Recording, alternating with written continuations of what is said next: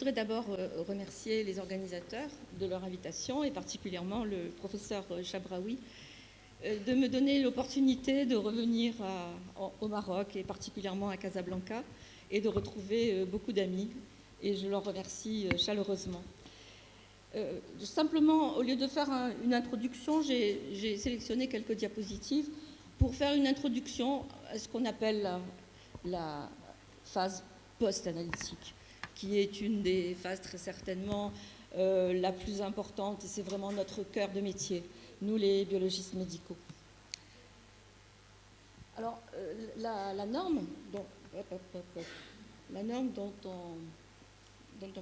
on parle, 1589, dispose un certain nombre d'exigences, parmi lesquelles un certain nombre ont trait à la phase post-analytique. Cette phase couvre tous les aspects de l'examen, depuis l'obtention d'un résultat brut jusqu'à la mise à disposition d'un compte-rendu d'examen qui est interprété contextuellement, qui est validé par une personne habilitée.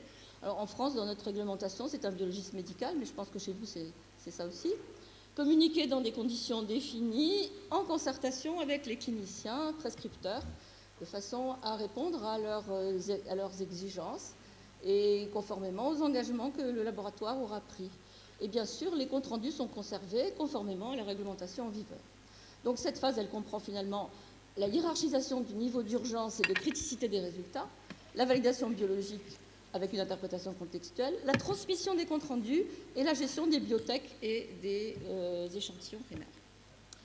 Alors, l'objectif de cet exposé, qui va être très rapide, j'ai un quart d'heure, il se propose, à partir d'écarts qu'on a fréquemment observés, des écarts qui sont par rapport aux exigences de cette fameuse norme 1589, d'en déterminer les causes pour définir les moyens de maîtrise qui permettraient de les éviter. Alors, le matériel méthode, ces écarts, ils viennent des audits qui sont réalisés par moi dans un certain nombre de cas et qui consistent à observer les pratiques, à réaliser des épreuves de traçabilité, à analyser des documents, à s'entretenir avec le personnel du laboratoire, parfois même avec les prescripteurs, et puis également à visionner des résultats d'évaluation externe de la qualité pour lesquels on donne des interprétations à partir de cas cliniques qui sont une aide formidable à la formation continue des biologistes. Alors, quels sont les résultats ? Bien, les écarts qu'on a constatés, je vais vous donner quelques exemples, mais ils concernent principalement la maîtrise des prestations de conseil, la maîtrise des enregistrements, les comptes rendus d'examen, la maîtrise des compétences et la maîtrise des systèmes d'information, dont je parlerai relativement peu, mais c'est vraiment un des points noirs de nos laboratoires. Alors, juste un exemple, dans ce laboratoire, on a un constat qui est non critique, et qui correspond au chapitre 4.7, qui est le chapitre prestations de conseil de la norme. Il n'existe pas de disposition concernant l'harmonisation des pratiques des biologistes pour la prestation de conseil. Les commentaires d'interprétation ne sont pas harmonisés entre les biologistes. C'est-à-dire que pour le même résultat, on peut avoir des commentaires discordants. Et puis, il n'y a absolument pas de données dans ce laboratoire bibliographique qui permettent de soutenir les commentaires uniques et qui sont fournis avec un compte-rendu par les différents biologistes d'un même service ou d'une même unité. Alors, en conséquence, la prestation de conseil délivrée par le laboratoire n'est pas clairement maîtrisée et cela peut donner lieu à des conseils ou des recommandations contradictoires et il y a un risque d'aléa dans la transmission des résultats urgents et critiques. Un deuxième exemple qui est critique est trophorèse de l'hémoglobine ou des protéines. Les résultats sont donnés tout à fait de façon brute, sans aucun commentaire d'interprétation sur les comptes rendus. Il n'existe pas de disposition définie pour la rédaction harmonisée de ces commentaires. En conséquence, le compte rendu n'est pas suffisamment informatif et il y a un risque d'une interprétation erronée des résultats. Un autre écart critique, les saisies manuelles des résultats d'analyse ne sont pas vérifiées de façon systématique, ce qui a donné lieu à des inversions de données. Bon, j'ai vu par exemple sur de l'allergie, des allergènes qui avaient été inversés, puisque le recopiage avait été défectueux et que personne ne s'en était rendu compte. Il n'y a pas de traçabilité formalisée des vérifications. Et souvent, les vérifications ne sont pas faites. Absence de vérification de certaines saisies, on peut avoir eu des erreurs qui sont ou non constatées pendant l'audit. eh bien, le risque induit, c'est évidemment l'interprétation et la transmission de résultats erronés. Un autre écart critique, je suis allée en arrière, l'absence de mention normalisée obligatoire pour les valeurs usuelles, par exemple, la date de naissance du sujet, la date de prélèvement, l'heure de prélèvement, la pagination des comptes rendus qui peut ne pas être claire. Et de ce fait, les comptes rendus ne sont pas conformes aux exigences normatives de la 1589. Et il y a bien sûr un risque d'une interprétation erronée des comptes rendus. Gestion des amendements du compte rendu. Absence de gestion lorsque un compte rendu a été délivré et qu'une erreur a été constatée après que ce compte rendu ait été diffusé. Eh bien, le laboratoire doit disposer d'une procédure pour remplacer et annuler le résultat précédemment enregistré et s'assurer que des versions antérieures ne sont plus disponibles. Il y a absence de disposition concernant ce rappel de compte rendu, absence donc de mesure des comptes rendus non conformes, et il y a bien sûr un risque d'utilisation de résultats erronés. Un autre écart, aucune disposition n'est prise pour définir la nature des examens que le laboratoire se propose de réaliser pendant les périodes de garde ou les périodes de permanence des soins. Leur traitement ne fait pas l'objet d'une disposition documentée, donc le personnel en charge de leur réalisation n'est pas informé de cette liste, il ne connaît pas les procédures. Le nom du biologiste d'astreinte n'apparaît pas sur le compte-rendu, les conditions nécessitant un appel téléphonique au biologiste d'astreinte ne sont pas définies. En conséquence, on ne maîtrise pas les résultats en période de permanence des soins et de ce fait, il y a un risque important de transmission de résultats erronés. Un autre écart critique relativement fréquent, aucune disposition n'est prise en concertation avec les prescripteurs pour définir la criticité des résultats par examen qu'il convient de signaler rapidement. Le personnel en charge de leur réalisation n'est pas informé des valeurs pour certains examens à téléphoner assez rapidement. Donc une gestion aléatoire des résultats critiques et un retard dans les décisions cliniques et thérapeutiques. C'est le chapitre 5.7. Encore un écart, les examens demandés en pédiatrie, l'intervalle de référence n'est pas fourni systématiquement. Or, vous savez bien que pour un certain nombre d'examens, il y a des variations en fonction de l'âge qui sont très importantes. Je prends le cas de l'hémostase, par exemple, ou de la créatinine.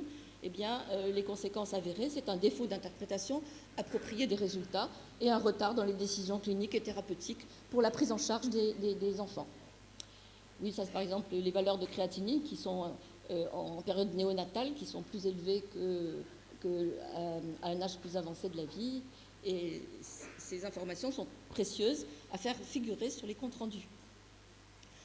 Un autre écart, il n'y a pas de qualification du logiciel d'aide à la validation. On utilise des logiciels experts qui permettent d'assurer une aide aux biologistes de validation. Ou alors, souvent, les systèmes informatiques permettent de vérifier par rapport aux antériorités qu'il n'y a pas de variation importante et que de ce fait, les résultats peuvent être libérés. Le personnel ne connaît pas les règles appliquées, la validation des résultats n'est pas pertinente et il y a bien sûr un risque de communiquer des résultats erronés. 10e, et c'est la dernière, absence de commentaires relatifs à l'hémolyse, à la turbidité ou à l'ictère des échantillons. Ces anomalies peuvent être responsables d'erreurs et ce laboratoire n'a pas de disposition concernant ces interférences. La validation de la méthode a été incomplète, les résultats sont affectés par la présence d'hémolyse et les résultats sont fournis sans avoir aucun commentaire qui pourrait soit demander un prélèvement supplémentaire, soit donner les variations qui peuvent être liées à cette interférence. Le risque, bien sûr, c'est de fournir des résultats erronés. Alors, les principales causes des écarts, j'en ai cité quelques-uns, c'est que les écarts constatés, ils sont liés souvent à la prestation de conseils pour l'interprétation des résultats, à l'absence de concertation avec les cliniciens, à leur non-respect de ces engagements du laboratoire, notamment ce qui concerne les délais. Les délais peuvent très bien ne pas être respectés, au défaut de fourniture des intervalles de référence en fonction de l'âge et du sexe, au défaut de procédure de modification éventuelle des comptes rendus déjà transmis, au défaut de validation des logiciels d'aide à la validation et bien souvent à l'insuffisance des systèmes d'information ou de leur paramétrage. Les autres écarts relèvent souvent de défauts de procédure ou même d'absence de procédure ou de leur application.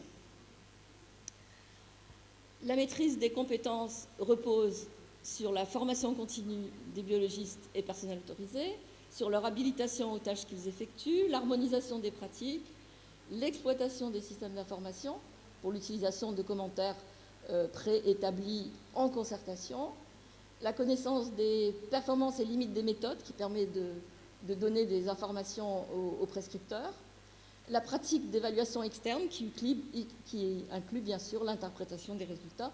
Nous aurons tout à l'heure un exemple pour les tests compagnons que le docteur Alexandre Aliasnos nous présentera, et la qualification des systèmes experts utilisés.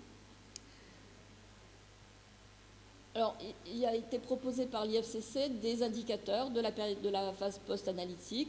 Par exemple, le nombre de comptes rendus qui sont délivrés en dehors des engagements du laboratoire vis-à-vis des délais, en pourcentage du nombre total de comptes rendus délivrés. Le délai en minutes de fourniture d'un résultat d'une kaliémie, par exemple. Le nombre de comptes rendus erronés en pourcentage et le nombre de valeurs notifiées comme critiques en pourcentage par rapport aux engagements du laboratoire.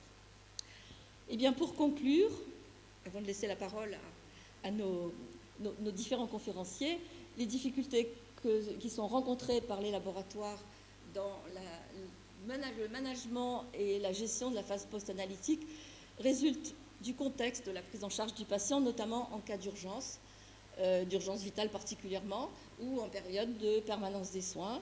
Elles peuvent venir aussi du fait que des différents lieux sont impliqués et que différents intervenants participent à la gestion et au management de cette étape.